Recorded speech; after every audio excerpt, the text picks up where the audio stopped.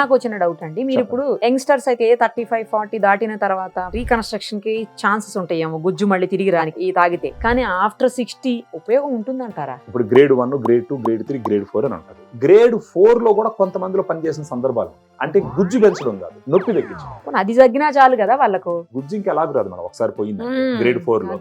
దీంట్లో ఉన్న కొన్ని ఇంగ్రీడియంట్స్ ఏం చేస్తాయంటే నొప్పిని కలిగించేటటువంటి కెమికల్స్ ని కంట్రోల్ చేస్తాయి. ఇప్పుడు డ్రగ్స్ కూడా కంట్రోల్ చేస్తాయి, కానీ డ్రగ్స్ వల్ల సైడ్ ఎఫెక్ట్స్ ఉంటాయి, కానీ దీనివల్ల సైడ్ ఎఫెక్ట్స్ ఉంటాయి. ఫుడ్ సప్లిమెంట్ లాగా లైక్ బడ్జెట్ ఫ్రెండ్లీ అయినా అందరూ కొనుక్కోగలుగుతారా? ఒక సాచెట్ వచ్చి 120 రూపాయలు ఉంది మేడం, కాకపోతే మనం కొంచెం డిస్కౌంట్ ఇస్తున్నాం అవతల వాళ్ళ ఆర్థిక పరిస్థితులను బట్టి. ఇందులో ఫ్లేవర్స్ ఉంటాయా? దీన్ని బాగా కలుపుకుంటే రసన లాగా ఉంటది. యాక్చువల్ గా మళ్ళీ మీరు నన్ను అడగచ్చు, రసన అంటే చక్కెర కదా అని. అదే కదా, షుగర్ కదా రసన. మీరు అడుగుతారు, నాకు తెలుసు. ఇది షుగర్ ఫ్రీ అంటే, ఇది షుగర్ ఫ్రీ.